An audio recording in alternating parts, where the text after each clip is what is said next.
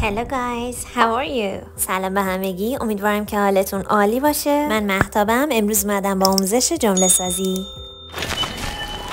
همین اول بگم آموزشی که امروز داریم مخصوص زبان آموزان سطح مقدماتی تا سطح متوسطه هست که توی جمله سازی مشکل دارن و اکثرا نمیتونن یک جمله یا پاراگراف رو به صورت صحیح و کامل بنویسن. میزان سختی جملات امروز از خیلی راحت شروع میشه و تا متوسط ادامه پیدا میکنه. لطفاً با من همراه باشید، یک کاغذ خودکار کنارتون بذارید تا تک تک تمرینا رو با هم انجام بدید. در ضمن در آخر ویدیو چند تا جمله میگم که شما باید بنویسید. پس لطفاً تا آخر ویدیو با من همراه باشید.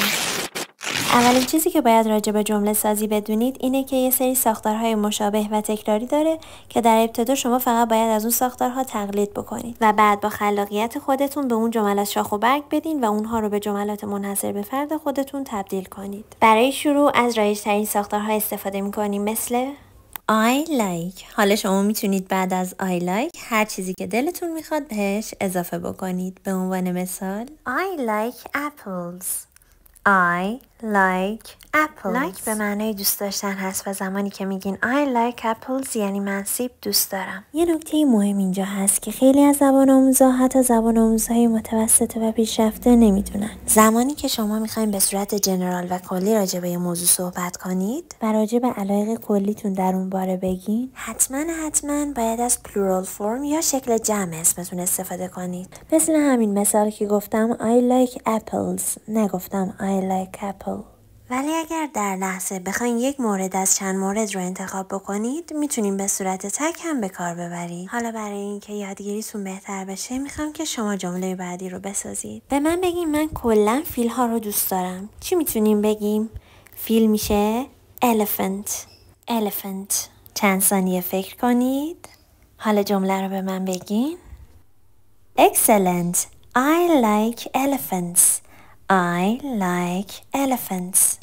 این جمع بستن رو فقط ما میتونیم توی اسامی به کار ببریم که قابل شمارش هستن. اسامی غیر قابل شمارش جمع بسته نمیشن. به عنوان مثال اگر بخواین همچین جمله ای رو برای شیر خوراکی که همون میلک هست بسازین، نمیتونین از کلمه میلکس استفاده کنین چون ما توی اسامی غیر قابل شمارش اصلا همچین کلمه ای رو نداریم. بنابراین شکل درست این جمله میشه I like milk، حتی اگر کلا سلیقتون این باشه. حالا بریم سراغ ساختن جملات منفی با لایک. بریم ببینم شما میدونید این سری جملات رو چطور میشه منفی کرد. آفرین، با don't. میتونیم don't رو قبل از like بیاریم و جملمون رو منفی کنیم. به عنوان مثال نگاتیو یا منفی جمله اولمون میشه I don't like apples.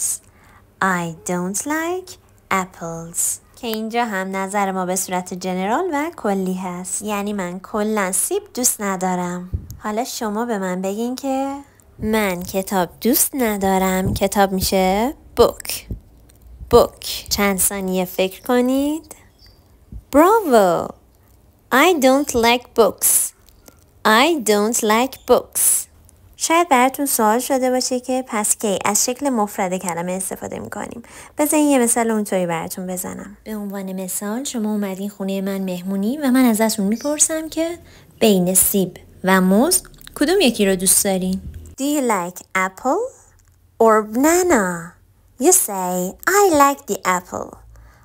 I like the apple. برای خیلی از دانش آموزا سواله که این the یا the به چه معناست؟ این the یا the بچه ها نشانه شناسه بودنه.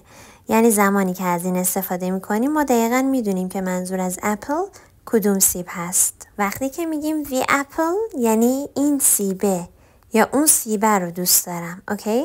ما توی فارسی اینجوری به کار میبریم و یک ه آخرش اضافه میکنیم، اما توی انگلیسی به این صورت نمایش داده میشه. حالا شما به من بگین فرق the یا the توی چیه؟ در واقع از لحاظ نوشتاری همیشه the هست و به همین صورت نوشته میشه. اما اگر قبل از کلمه ای بیاد که حرف شروع اون با واولز یا حروف صدادار که a, e, i, o و u هستند شروع بشه، به صورت the تلفظ میشه و اینجوری خیلی جمله رو هم قشنگتر میکنی و هم حرفه‌ای تر. به من گوش بدین. For example, the apple, the animals, the airplane که با vowels شروع میشدن ولی در عوض the table, the chair, The carpet. معنی هر کدوم از این کلمات رو اگه ندونستین تو کامنت ها برام بنویسین، حتما جواب میدم. بریم سراغ مثال بعدیمون. اگر یادتون باشه بهتون گفتم جمله سازی در ابتدا به صورت کپی کردنه. یعنی شما باید یه قالب رو در نظر بگیریم و هی بهش کلمات جدید اضافه بکنید تا اون جمله طولانی تر و پیچیده تر شه. به عنوان مثال همون جمله اولمون رو یادتونه. I like apples. I like apples. حالا من اینجا میخوام بهش رنگ اضافه کنم. اضافه کردن رنگ خیلی راحته. فقط باید یه قانون کلی رو یادتون باشه. اگر ما توی فارسی میگیم سیب قرمز، توی انگلیسی باید بگیم قرمز سیب. پس اول باید رنگ رو بیاریم، بعد اسم. به عنوان مثال توی این جمله میشه I like red apples. I like red apples. یعنی من کلاً سیب قرمز دوست دارم. حالا شما به من بگین من سیب زرد دوست ندارم. بگین من کلاً سیب زرد دوست ندارم. زرد میشه yellow. تونستین بسازین؟ خیلی خوبه. I don't like yellow apples. I don't like yellow apples. ببینید جمله ما هم طولانی تر شد، هم یه مقدار پیچیده تر. حالا میتونیم این جمله رو حتی قشنگ تر از اینم بکنیم. بیاین یک صفت به جملمون اضافه بکنیم. صفت چیه؟ توی انگلیسی بهش میگن adjective. adjective و معنی فارسیش اینه که هر کلمه‌ای که اسم رو توصیف بکنه بهش میگیم صفت. جایگاه صفت توی فارسی فرق میکنه. به عنوان مثال زمانی که بخوایم از صفت توی یک جمله استفاده بکنیم اونو بعد از اسم میاریم. مثلا گل زیبا. اینجا زیبا داره یک ویژگی از گل رو میگه و داره توصیفش میکنه. بنابراین زیبا یک صفته. یا دختر خوب. خوب هم داره یک ویژگی از اون دختر رو بیان میکنه، پس اون هم یک صفته. حالا بگیم ببینم اگر بخوایم به جمله قبل توجه بکنیم. توی جمله I don't like yellow apples مگر یلو یک ویژگی از سیب رو بیان نمیکنه؟ آفرین. پس رنگا هم میتونن صفت باشن. مثلا اینجا رو ببین. Yellow apple, red apple, green apple. All of them are adjectives. حالا صفتی که ما میخوایم توی جملمون استفاده کنیم big هست. big به معنای بزرگ. حالا اگر تونستیم متضاد این کلمه که به معنای کوچیک هست رو به هم بگید لطفاً. اگر که بلدید همین الان برای من توی کامنت ها بنویسید تا ببینم. خب حالا حتما سوالتون اینه که بیگ رو کجای جمله باید اضافه بکنیم و اصلا جایگاه چند تا صفت توی جمله به چه صورت هست. حالا الان نمیخوام گیجتون بکنم و چند تا صفت رو پشت سر هم بیارم و بگم ترتیبش چطوریه. ما قرار شد از جمله سازی ساده شروع کنیم. پس فعلا فقط رنگ رو داشتیم که جایگاهش قبل از اسم بود. حالا اگر بخوایم از صفتی استفاده بکنیم که نشان دهنده سایز هست مثل big, small, long, short, tall. اگر بخوایم از این صفات استفاده بکنیم حتما جایگاهشون باید قبل از کالر یا رنگ باشه. اگر توی جملهمون کالر داشتیم باید قبل از اون بیاریم و اگر نداشتیم هم قبل از اسم. به عنوان مثال big apple, big apple. اگر رنگ داشتیم big red apple, big red apple. I like big red apples. I like big red apples. That's it. ببینید چقدر راحت بود. حالا شما به من بگین که من سیبای زرد کوچیک رو دوست ندارم. یکم فکر کنید.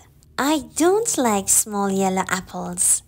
I don't like small yellow apples. Excellent. لایک یادت نره. حالا میخوایم یکم سرعتمون رو بیشتر کنیم ولی این بار با دوباره یه جمله ساده. I have a pencil. حالا رنگ. I have a black pencil. حالا بریم سراغ صفت. I have a long black pencil. I have a long black pencil. Bravo. حالا بریم سراغ نکته ها. دو تا نکته هست که اینجا باید بهتون بگم. اولی راجع به اینه که برای ساختارهایی که آوردیم حتما بعد از like باید noun باشه. دومی که برای he, she, it like میشه likes و have میشه has. پس خیلی خیلی زیاد به این نکات توجه کنید. حالا بریم سراغ منفی کردن. likes میشه doesn't like و has میشه doesn't have. به همین راحتی. حالا باهاش یه مثال بزنیم. She doesn't have a big red bag. Doesn't have منفی شده has هست. و در اینجا big و red هر دو ادجکتیو یا صفت هستند. شامل رنگ و سایز. حالا بریم سراغ اون هومورک هایی که گفتم. البته قبلش لایک و سابسکرایب یادت نره. چند تا جمله براتون به فارسی میگم و شما اونا رو به انگلیسی برای من کامنت کنید. حتما بنویسین چون تک تکشون رو چک میکنم. جمله اول. من یک خونه بزرگ دارم. اینجا حواستون باشه که برای گفتن یک از ا استفاده کنیم و اگر اول کلمه بعدش با واولز شروع می شد از ان استفاده کنیم. جمله دوم، من پرتقال بزرگ دوست دارم. من پرتقال بزرگ دوست دارم. و جمله سوم که از همه پیچیده تر هست، من یک کتاب بزرگ و 2 تا خودکار آبی دارم. یادتون نره که همین الان برام کامنت کنید. Thanks for watching and goodbye.